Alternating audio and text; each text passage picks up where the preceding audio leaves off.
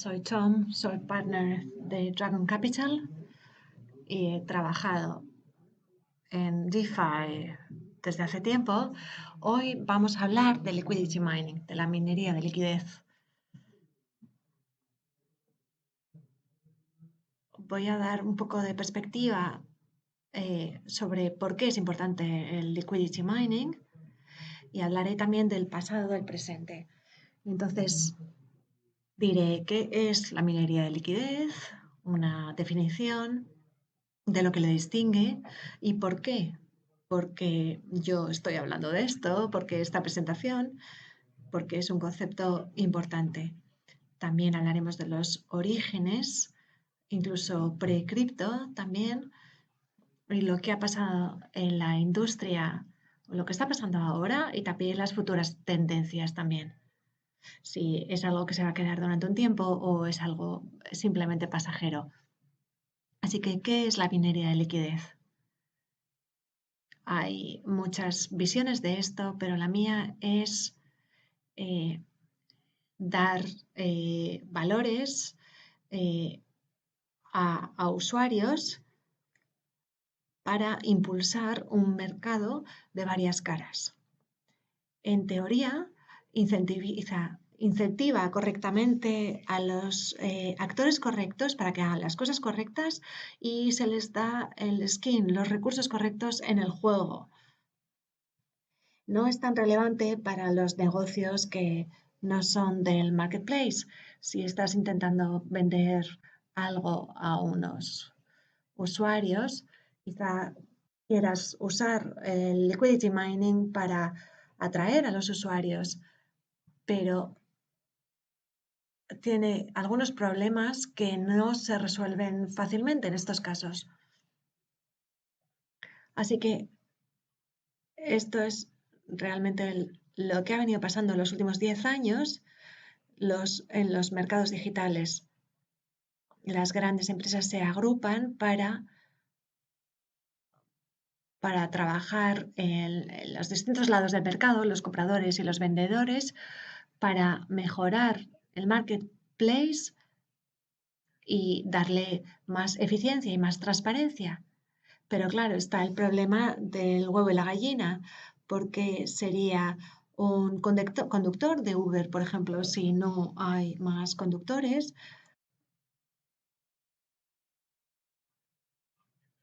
Así que realmente tienes que tener en cuenta las dos cosas y estas penalizaciones del principio hasta que empieza el círculo vicioso y empieza a haber más conductores de Uber, puedes conseguir mejores precios y es realmente el problema clásico, el clásico problema y la respuesta suele ser cash.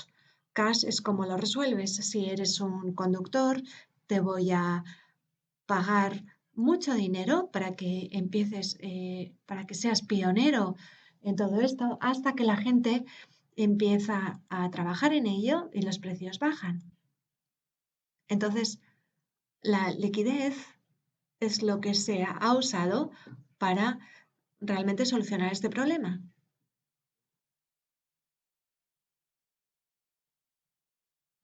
De esta forma es como se paga a los usuarios. Se suele decir fake it till you make it, es decir, equivócate hasta que lo consigues, donde simulas lo que el marketplace debería ser con cash hasta que llega al punto de madurez donde ya tienes una base de usuarios. Por ejemplo, en 2014, 2015 es lo que ocurrió con Uber, que Uber realmente bajó tantísimo los precios, los bajó, era más barato que el ticket de autobús, el billete de autobús, y pagaba a los conductores bonus enormes. Así que hicieron mucho ruido, todo el mundo decía lo barato que llegaba a ser. De esta manera se creó un mercado. Ha habido otras empresas, otros ejemplos que han sido mucho más agresivos que esto.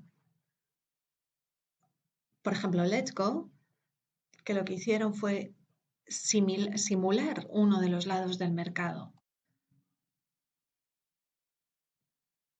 Y no era tanto como pagar a los usuarios por usar sus productos, sino lo que llegaron a hacer fue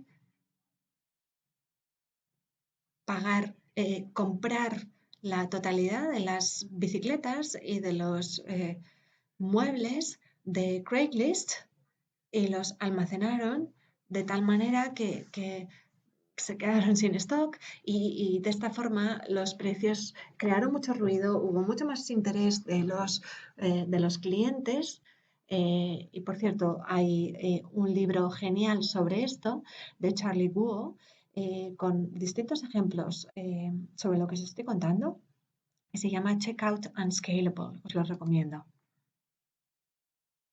Y tiene entrevistas con fundadores de Marketplace y experiencias por un lado, se puede ver cómo debería ser el marketplace cuando ya todo empieza a funcionar, como por ejemplo con Uber. Entonces, ¿cuál es el problema? ¿Por qué funciona esto del paga, eh, emite cash, saca cash? Bueno, pues no todos los negocios pueden vender valores, pueden vender acciones, depende del tipo de negocio, depende del mercado de inversores, etcétera. Entonces, quizá no sea relevante para lo que tú quieres hacer. Entonces, la verdad es que la aplicabilidad es limitada. Y luego, por otro lado, el mercado es delicado en el sentido de que cuando quieres lanzar un producto,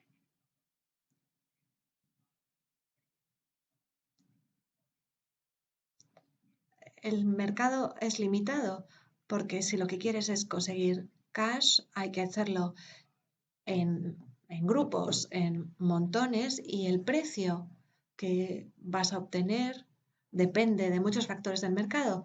Entonces, tú lo que quieres es que las cosas fluyan, que sean continuadas y tener una visión normal del mercado. Y a la derecha veis las, los periodos de financiación de Airbnb. Y cuando todo va bien, pues puedes levantar bastante dinero, pero si no, entonces es mucho más problemático conseguir esos fondos. ¿Y cuál es el otro problema? Pues que la falta de fidelidad por parte de los usuarios. Cuando usas cash, liquidez, los usuarios no tienen ningún tipo de lealtad y entonces lo que quieren, lo único que buscan es maximizar su propio beneficio. Van buscando hacer negocio. A la derecha he puesto un pantallazo de VC Fund My Life, que sigue siendo un poco popular. Y aquí, por ejemplo, dices, quiero cupones de una empresa concreta y la verdad es que se vuelve bastante loco. Y aquí esto da una idea realmente de cuando la gente va buscando el precio más barato y que no tiene ningún tipo de enganche o de lealtad con la empresa o con la marca.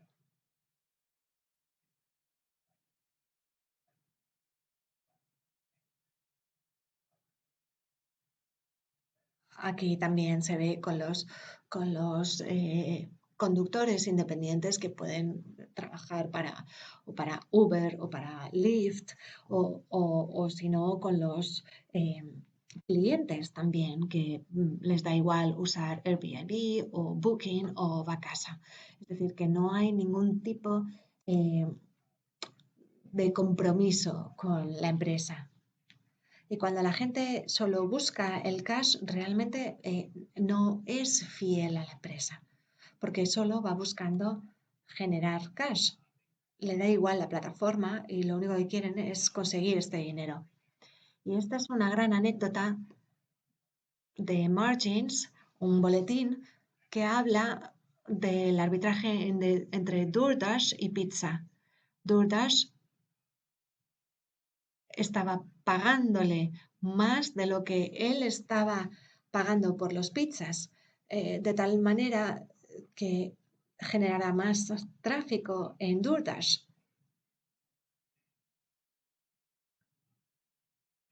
O sea que le pagaban más de lo que él cobraba por las pizzas.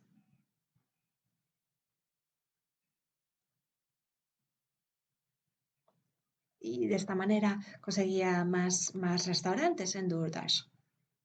Y la parte del usuario era genial porque era más barato. Así que básicamente lo que hicieron fue un amigo suyo hizo un pedido de muchísimas pizzas, pagó $100 y DoorDash pagó a la pizzería $130 y de esta manera consiguió un beneficio de $30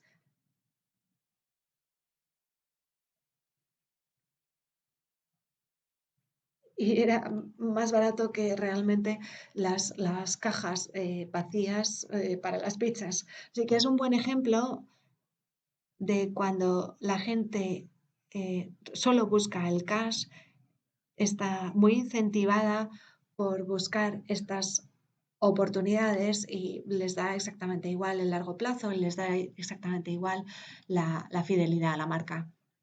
Entonces, ¿por qué buscar financiación? ¿Por qué no solo pagar con valores o con acciones? ¿Por qué tener que recaudar fondos? Bueno, hay mucha dificultad legal y sobrecostes. Hay muchas empresas que lo están haciendo, Uber, Lyft y Airbnb, antes de intentar compensar a los usuarios con acciones, eh, realmente se dieron cuenta de que era demasiado difícil. Y hay limitaciones en cuanto a cuántas personas.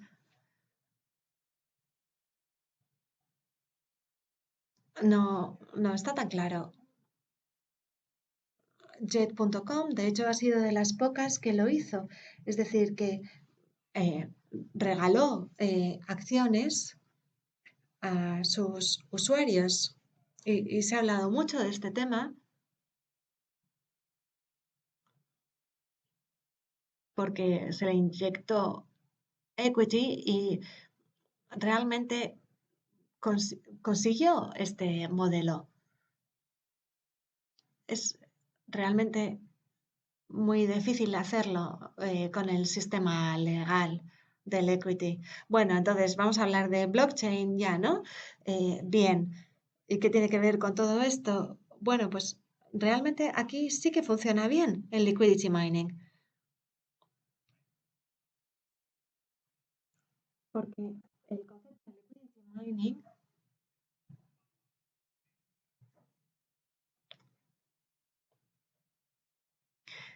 en las finanzas centralizadas en 2017 se llamaba transfer mining. Era más o menos la misma idea, pero una distinta ejecución.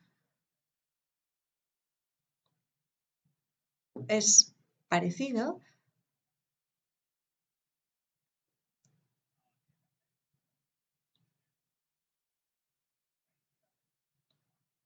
era distinta terminología también. Entonces, el transfer mining consistía en, tenemos este exchange que queremos impulsar en este mercado y cómo conseguimos la liquidez y la demanda y cómo conseguimos que todo empiece. Entonces, estas exchanges se emitieron con descuentos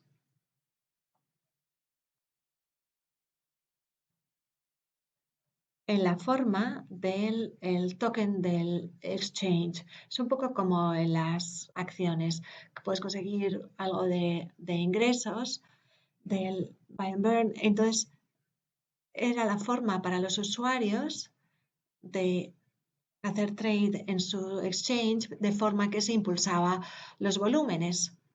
Entonces, ¿qué podía ir mal? Bueno, pues para algunos hubo un bug y entonces realmente se convirtió en algo rentable hacer realmente este eh, comercio de lavado, el wash trade, porque el descuento era mayor que los fees.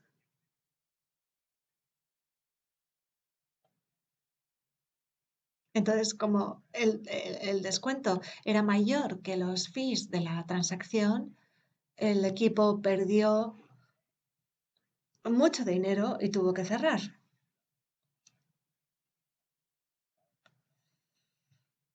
Hablamos de 130 millones de dólares, así que fue un agujero muy grande. Incluso en DeFi, en IDEX fue pionero con su propio programa de TransFi Mining, lo cual permitió de alguna manera impulsar todo este concepto y les propulsó a ellos mismos al TopDex en 2018. Synthetix lanzó su programa de rewards, SNX,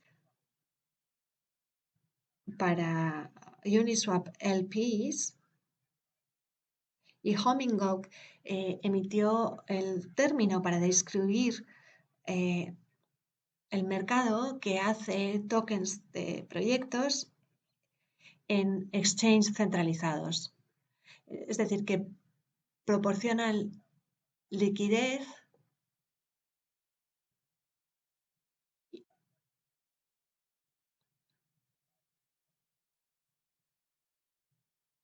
y fueron quienes acuñaron ese término de minería de liquidez. Proporcionan liquidez para estos tokens y la definición actual es más bien ayudar al programa, impulsar el programa.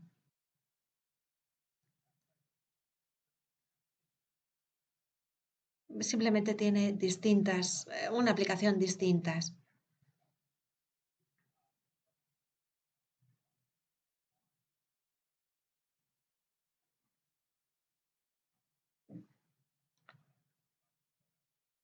Hummingbot era más para realmente generar mercado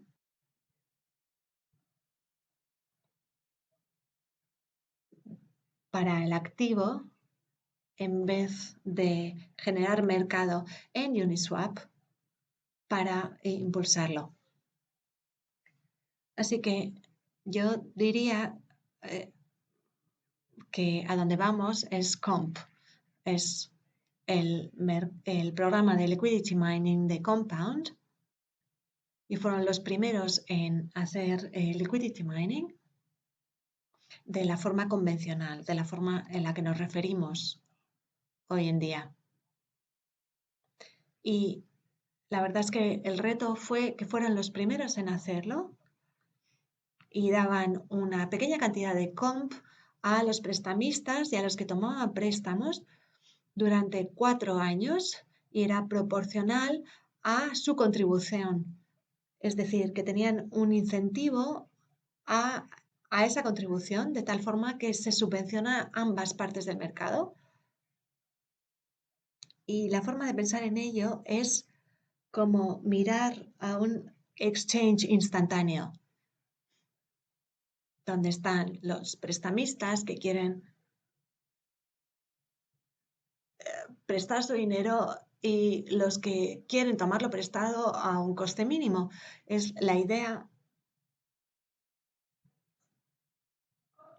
del mercado. Así que se puede pensar en ello como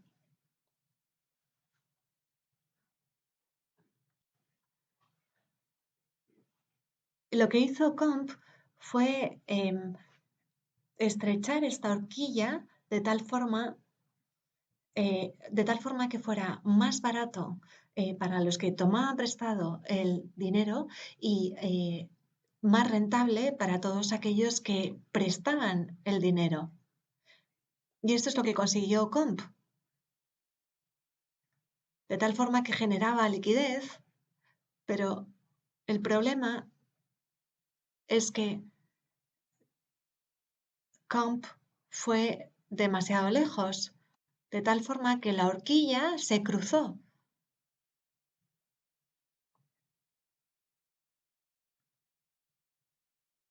Es decir, que puede ser rentable vender o comprarte a ti mismo. Como en el ejemplo del arbitraje de DoorDash y de pizza.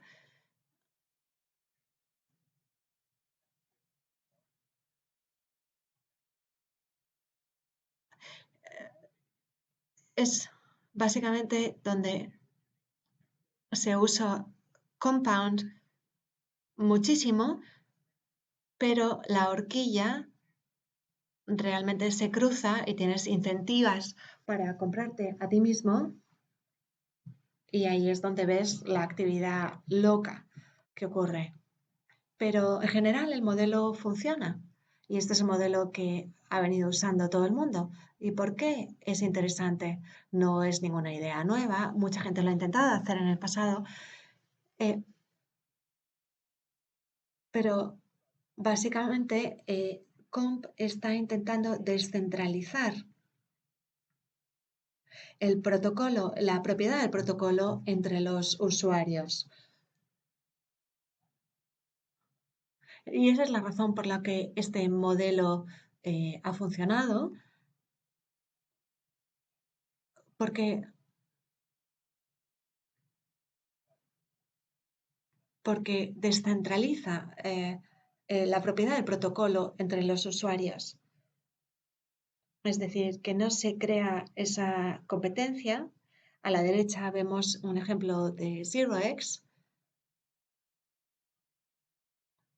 Y aquí se ve la disparidad entre los que estaban haciendo trading con ZeroX y los que tenían ZeroX, el token. Y realmente esto es lo que quieres, es que la gente que use el protocolo, también por otro lado, hace trading con él. Y la forma en la que se está distribuyendo ahora es una forma donde se ve que ambos círculos se cruzan y están los que hacen trading con ZeroX y los que tienen tokens de ZeroX. Y aquí es donde se cruzan los traders y los tenedores de tokens. Y esto también es aplicable a los lanzamientos justos, porque construyes un producto y empiezas a distribuir tokens para impulsarlos.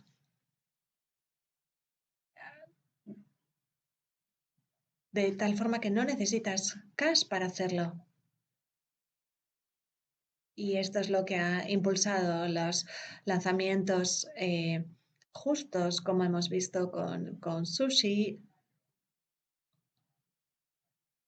con Wi-Fi también, donde puedes empezar a distribuir tu token de forma inmediata y no necesitas capital de activos para ello.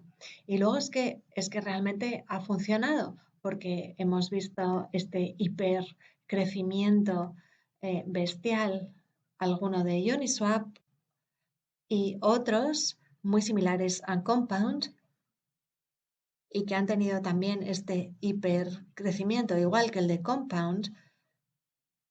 La idea es eso, ayudar a crear ese marketplace.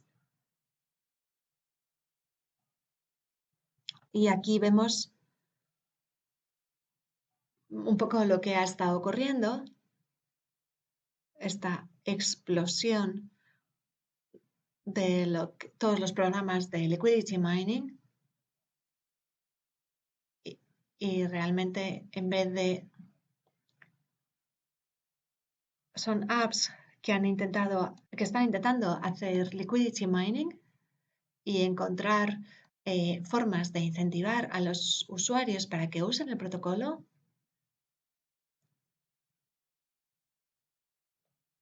Y desde el lanzamiento de Compound, como veis aquí, ha habido muchos en los últimos meses.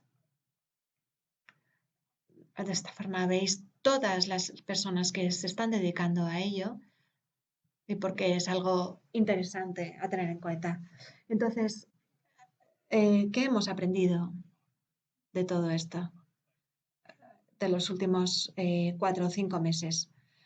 Hemos aprendido mucho y uno es que tienes que asegurarte que realmente estás alineando los incentivos de forma correcta. Estás haciendo crecer tu protocolo, estás o realmente estás haciendo algo tangencial. Esto es lo que te tienes que preguntar. Si realmente los miners tienen una cierta fidelidad a largo plazo con el protocolo.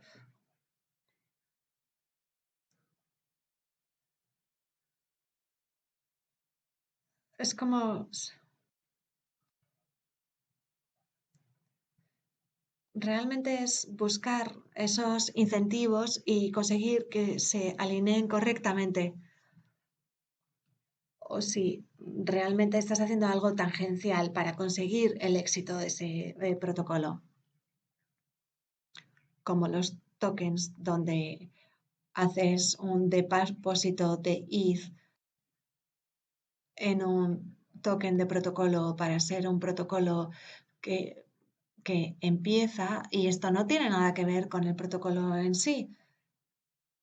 Estás conduciendo este Uber, es como si te dijeran, quieres empezar a conducir Uber y te vamos a regalar este ordenador para que lo hagas. Entonces, realmente lo que hay que plantearse es si estás usando métodos tangenciales para conseguir esa base de usuarios. Y si estás mirando programas de liquidity mining, pensar si lo que estás haciendo es ayudar al protocolo o no.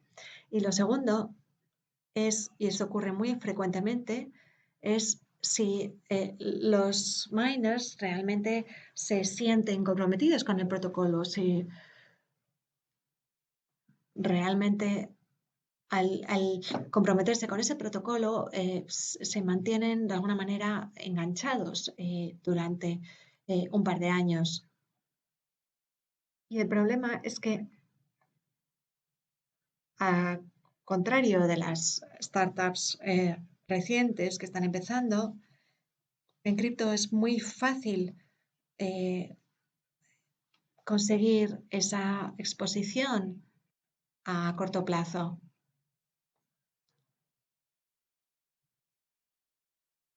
Aquí es mucho más fácil conseguir esos derivados.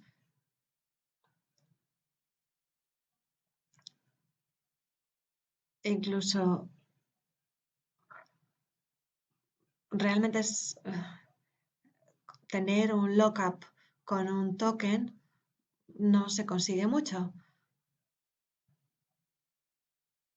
Así que realmente con Compound, por ejemplo, es como si depositaras activos para unos meses y aquí tendrías un poco más de exposición a largo plazo.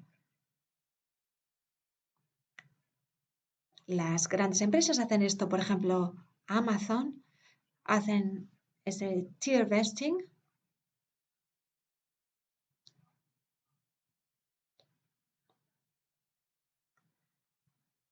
y este tier vesting, Amazon con Snap, por ejemplo, que ganas el 10% de tu paquete de equity y luego 20 y 30% en los siguientes años, porque hay una cierta compensación por mantenerse en el tiempo, por seguir comprometido. Y aquí vemos el gráfico de Compound con el TVL y realmente lo que quieres es que tu protocolo tenga una tendencia alcista,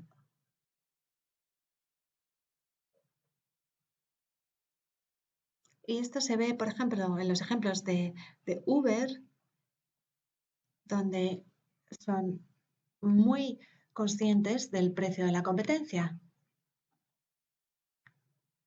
Así que se tienen que asegurar que tienen un precio o igual o un poco mejor incluso que el de la competencia. Así que el problema es que muchos de los protocolos no piensan en ellos, dónde está el coste de oportunidad. Así que si se subvenciona demasiado, acabas en situaciones como por ejemplo el arbitraje de, de pizza, el que os hablaba antes. Y aquí lo vemos, este subsidio que se produjo de tal forma que subió la curva y luego puede ocurrir todo lo contrario, porque si no se consigue esta subvención, no consigues los usuarios, no consigues los precios que quieres.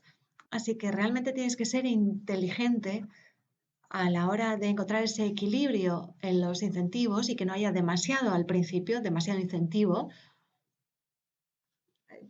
lo cual provoca un comportamiento muy loco y tampoco quieres dar demasiados pocos incentivos, demasiada poca subvención, porque si no, tu protocolo nunca vas a conseguir que despegue.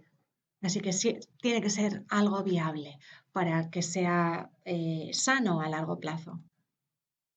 Y luego la otra cosa de la que se está hablando mucho en los últimos días es el price discovery, el descubrimiento del precio, la fijación del precio.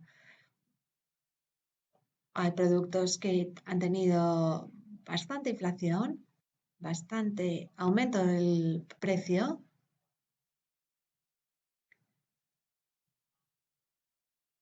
Muchos de estos protocolos han tenido mucha inflación, lo cual quiere decir que el token eh, realmente está inflado. El protocolo quizás sea genial, pero si estás tokenizando eh, con el precio y algunos activos, los precios son excesivamente altos porque se ha hablado mucho de ellos y realmente no hay forma de fijar el precio. Se ha visto, por ejemplo, con CRV, con CRV, donde aunque el protocolo está muy bien, pero había mucha presión y el precio inicial era demasiado alto. Así que había mucha presión también para vender. Así que es importante que los tokens lleguen a un buen nivel de flotación antes del trading para evitar que ocurra esta inflación. Los tokens tienen que tener un buen nivel de flotación en capitalización de mercado antes de que el trading, y antes incluso de desbloquearlos para el trading, de tal forma que se evite que ocurran estos problemas con los precios. Y la tercera cosa es los ataques de vampiros, el vampire attack. Los usuarios se enfrentan al coste de oportunidad cuando usan tu protocolo. Entonces, ¿cómo pueden señalizarlo y cómo pueden coordinarse eh, para moverse a un nuevo protocolo? Este es el problema clásico en el que, aunque haya muchos jugadores en el ecosistema que quieren hacer algo mejor de lo que hay, la coordinación de todos, especialmente cuando hay una recompensa, es muy difícil. Esto es lo que se llama el prisoner's dilemma que veis aquí a la derecha. Así que aquí el problema es cómo coordinarse y Sushi es un buen ejemplo. Cogerlos.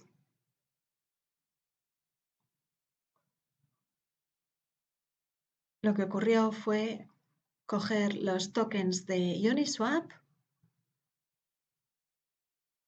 y sigo ganando con mi Uni. Ocurre la migración y hago solo el upgrade, lo lanzo únicamente cuando veo que se está preparado para ello. Pero si no hay suficiente base de usuarios, no lo desbloqueo y no pasa nada. Y no fijo los precios todavía. Así que lo que quieres es que los usuarios lo hagan, que el protocolo lo haga. Hay que esperar realmente al momento oportuno para que ocurra esa masa crítica. Y esto es importante porque hay muchos activos tokenizados en estos días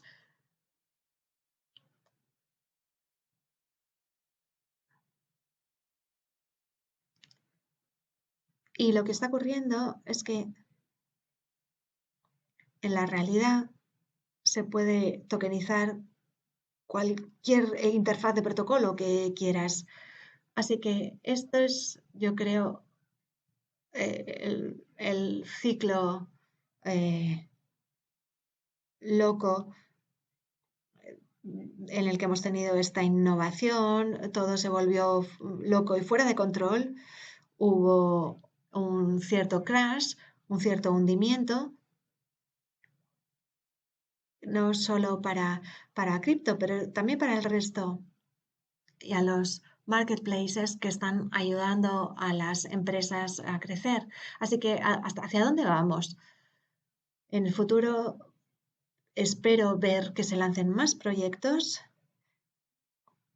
que usen los liquidity mining eh, para lanzar sus productos. Un buen ejemplo es Basis Cash.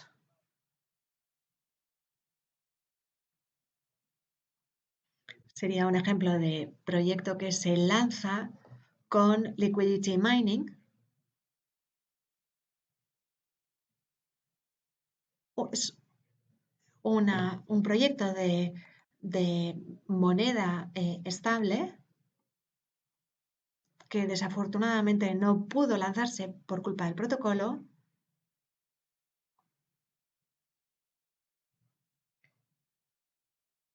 Es un equipo enorme, así que para ellos pueden construirlo, pero no van a poder recaudar los fondos para ello. Es que es un ejemplo de protocolo que no tienen acceso a las oportunidades de finanzas institucionales y que pueden lanzar el protocolo y que funcione bien sin necesidad de esa liquidez.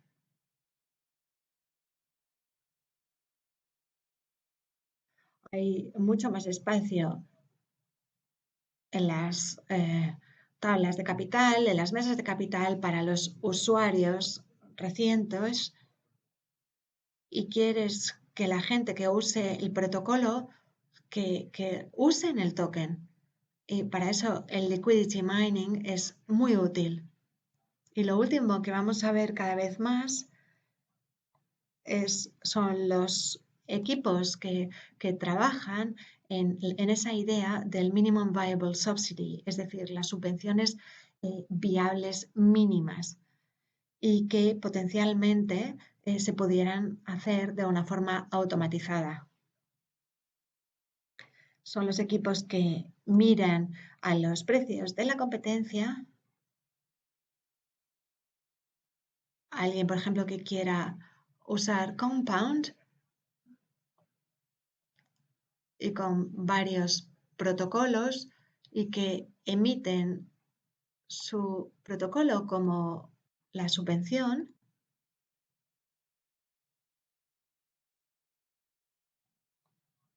quiere comprar unos Compound y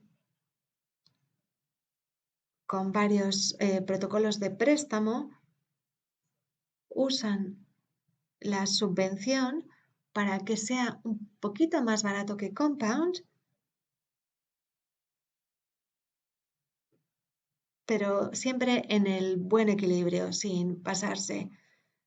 Así que creo que la gente empieza a ser consciente de cuál es la mejor forma de evitar los problemas de los que he hablado antes.